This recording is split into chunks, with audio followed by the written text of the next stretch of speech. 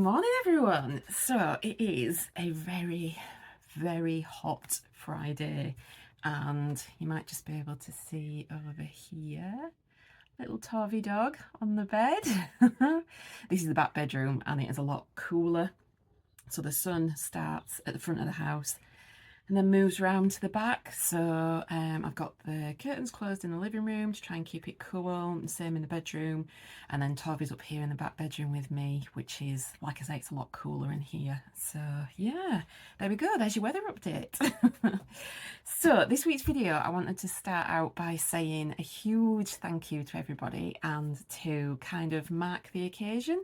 So I didn't realise, but in May, I think it was 19th of May, I've been on YouTube for a year, which is just mind-blowing. That year's gone really fast, and I just wanted to mark it really, because, you know, for me that's a huge achievement. It's not something that I ever thought I would do. I spent a long time, years, particularly over lockdown, watching YouTube videos and following other people's journeys and enjoying that type of content, and never did I think that I would be here doing it myself. So yeah, happy birthday to us. And I think one of the things that I'd like to do is reflect on all the positives. So doing a YouTube channel is quite a commitment, and I did worry about that when I first started, because I have some chronic illnesses which prevent me from kind of being consistent and being able to stick to plans, to commit to things, to be reliable, because my symptoms can just, you know, flare up at any moment and ruin any plans that I might have. However, YouTube has kind of given me some focus, and although I have a nice little routine of just one main video a week and then I do some shorts, I still have that flexibility in the week, so I can do my filming whenever I feel like it, do my editing, but it's still giving me that focus and motivation, which is awesome, and purpose as well, which is fantastic. I get to link it in with the other work that I've been doing, so sharing my passion about vintage jewellery, about upcycling, and it all just, yeah, it all kind of fits really well. So I've definitely learned a lot, so gained some new skills, which is brilliant. I'd never ever done any filming before, I'd never edited before, I'd never played around with kind of any editing tools. I use Canva, so I had Canva already for kind of more artsy projects and things. And then yeah, I got stuck into using it for the videos, and there are so many tools, and then they keep adding to it as well. So every few months new tools come out and you can do new things, so it's kind of a constant learning progress, which is fantastic. And I feel like I've really got into a rhythm with it, which is brilliant. I've got a nice kind of steady flow, a nice pattern. I think one main video a week is achievable, and it usually comes out at the same time every week on the same day, which is quite nice. And then when I do feel like I have the extra bit of energy, then I can do things like shorts videos or blog videos where you get to see a little bit more about kind of behind the scenes, have a look around the house, kind of follow me when I go off and do little jobs and things. Oh, Tovy dog, she's flaked out on the bed, it's nice and cool, bless her. So yeah, I just kind of wanted to mark the occasion. I didn't want it to just pass me by, because for me it's a real big achievement, and it really helped me to, for me, the main thing that this was about building community. So when I kind of had to give up employment because of my health issues, and kind of focus more on my health, I then went self-employed, which felt like a natural thing to do. It, you know, meant that I could take care of myself a lot more. So if I needed to rest, I could. If I had some energy, I could use it and be productive. And yeah, it just felt like the right thing to do. However, I went from being in an office environment, so I worked from home and I worked in an office as well. I went from that environment of kind of being around other people, lots of office chit chat, you know, talking to people on the phone, meeting people, to being solely based at home, completely working on my own, doing everything myself. And you know, I share it with Dave. I kind of, yeah, I make him have it, bless him. I can't help it when I'm passionate about something.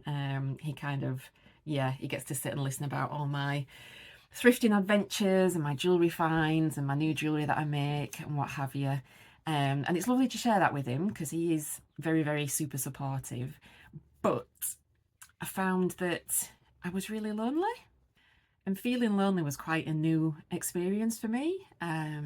Before I met Dave, I had kind of lived on my own for a very, very long time and was quite happy with my own company. I quite like pottering around on my own. I'm quite comfortable being on my Todd.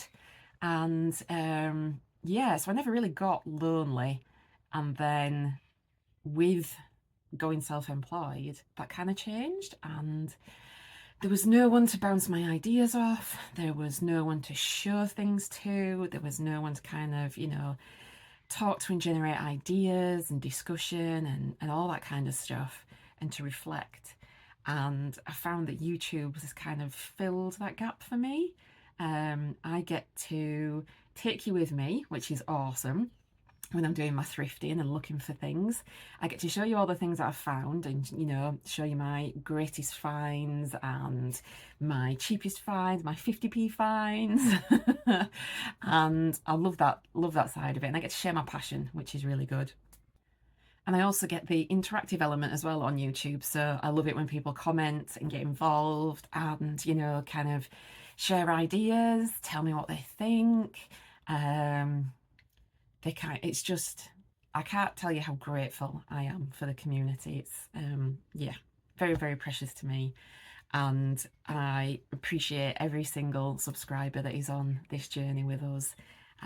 We are currently at, I think I looked this morning, it was 827 subscribers, which is pretty awesome. So we're getting closer, ever closer to the 1,000, which will be another celebration point. So yes, thank you very much to everybody who is on this journey with us and enjoying all the thrifting trips and the awesome jewellery that we've found. And yeah, I hope you keep watching. And I love that with the YouTube it kind of captures your journey as well. So as I'm going along, if I look back at my videos, it's quite funny actually watching like the first few videos that I did. In fact, the first ever video I did, I wasn't even in it. It was just my hands. So I did like a little making video. And at first I thought that was going to be the way to go. I thought that I could kind of hide behind the camera, do lots of making and doing and restoring jewellery and things, and you wouldn't actually need to see me.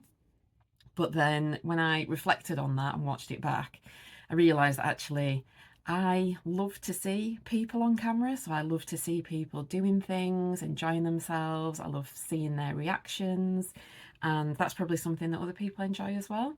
So I had to get my face on camera, which is quite a big thing to do when you've never done it before. But now it feels quite natural to have my camera in hand and to be filming and sharing everything with you. So yeah, it's definitely brought a lot of connection and brought new people into my life as well, which is fantastic. And then the other thing that I appreciate is that it is inspiring other people to do what I do. So I've had people comment and say that they've been encouraged to have a look through their jewellery stash, to do a bit of upcycling, to have something fixed that was previously broken and has been sat in a drawer. It's encouraged people to go thrifting, which is brilliant. I've had a couple of people that have actually come to Wakefield and gone around the charity shops that I go around and found some lovely things. So yeah, I love that that kind of has that knock-on effect as well for people. It's fantastic. And then ultimately it supports my business as well. So I currently have my Etsy shop. I sell on eBay. I have a website which I'm working on in the background, which is taking a lot longer than I wanted it to. However, I think that's partially the perfectionist in me is kind of making sure everything's right. And then also it takes time to list things. So just like it does on Etsy or on eBay, when you're doing it on your own website, it can take a little bit longer. So yeah, I am getting there, and it will be out this year, definitely. But what the YouTube does is it kind of connects everything together. So people tend to kind of come in and find me on YouTube and then go out and look at all my other things. All my links are always down in the description box, so my shops and my social media. I'm on Instagram and Facebook, so feel free to pop over and give us a follow. That would be lovely. And I interact on there as well, so if you drop me comments and things, I will get back to you. So it just kind of brings everything together, and like I say, this community has really strengthened my experience as a self-employed person, and it's just kind of ever getting stronger, which is brilliant. So that's enough waffling. I think I've waffled, haven't I? I've waffled on for a little bit too long. But I think it's important. I think it's important to take that time out just to reflect, because if you don't, you're going to miss things. And when I did sit and reflect, I kind of was really surprised by all the things that I have gained from this, but also that I've given as well, so things that other people have gained. And that kind of spurs me on as well to keep doing what I'm doing. And it brings me a lot of joy. So what I do in my self-employment brings me joy. So selling vintage jewellery, upcycling jewellery and making jewellery from scratch, that brings me so much joy, and it brings other people joy. So this week I've had a nice flurry of positive feedback. I had a lovely card from a lady who was super happy with her purchase, and yeah, I love that side of it. And yeah, I will do this for as long as it brings me joy and it brings other people joy as well. So there we go, I'm done, honest. Right, less waffle. Okay, starting to heat up now. I'm starting to melt a little bit and look a bit, what's the word? A bit melty. I'm like that witch on The Wizard of Oz. I'm melting. That's what I feel like inside. So, as always, I do have a little haul. It's only tiny, because I wanted to keep this week's video really short because it is really, really hot. I think today it's going to be 31 degrees. And anybody like me with a chronic illness will know that the heat can really trigger people's symptoms. And I really just want to get this video done today so that I can do exactly what little Tarvy dog is doing there in the background. Just lay and be cool and just, yeah, try and take care of myself. So I have some brooches. I bought some lots from a lady on Vintage. I bought 3 lots from her and she took an offer, which was awesome. I think the whole lot came to, I think it was something like £8.37 with postage, and it was 3 little lots of brooches, and all were in perfect condition. The photographs looked great. However, when they came, they'd broken in the bag, so the lady had just put them in a plastic bag inside a mailer. The mailer was a bit too big, so everything had kind of rolled around inside, and a lot of rhinestones had fallen out. A couple of the clasps on the back had come loose and fallen off. We had some scratches. One of the brooches was chipped. So I got in touch with her, sent some photographs, and I said, you know, some of the brooches are fine and some of them are broken, so if you want to do a partial refund, that would be fantastic. And she got straight back to me, did a full refund and apologised, and she kind of said, you know, that she'd learned something from it, that she should probably wrap each thing individually. So yeah, I was quite happy that how she responded, because sometimes you don't know if someone's going to be really like, I've had sellers that have been quite, what's the word, unhelpful, and they've asked me to return things at my cost when it was damaged, which I don't think is fair to a buyer. I think I never do that. If someone buys something from me and it arrives damaged, that's my responsibility. And I'll always say that they can return it and I will refund the postage, or I'll send them a postage label and they can return it to me, because, you know, that's out of their hands. It wasn't their fault that it arrived damaged. So yeah, I was quite chuffed. And it contained some brooches that I'm going to save for the Witches' Fair later in the year. So I've got 2 events this year, November and December. And these I thought would be perfect. So one of them is witchy themed. So I try and kind of throughout the year pick things up and put them to one side that I think will fit that theme. So we've got some lovely, that one's like a pale green crescent moon. This one's beautiful. So it's a nice blue one with some big Aurora Borealis coated rhinestones in there. And I've also got a pink one that's very similar to that one. And that's got an AB finish on it as well. These are in really good condition. So these 3 moons will go in to one side, and then everything else was just kind of standard rhinestone brooches, a few kind of Scottishy themed brooches. There was some nice Irish ones in there as well, actually. There's that one there, the nice little clover on. Then there was a couple of harps. There was that one and there was that one. What else was there? There was a few that were damaged, so some were unrepairable, unfortunately, and they've had to go in the bin. So what I did with those is I harvested anything that I could. So I took any rhinestones out that could be reused. I removed any clasps, anything that I could use in other designs, and then just got rid of the main bodies. Oh, I'm dropping them now. There's that one, looks like a little mask. And then I got a little, where have I put them? Oh, there they are.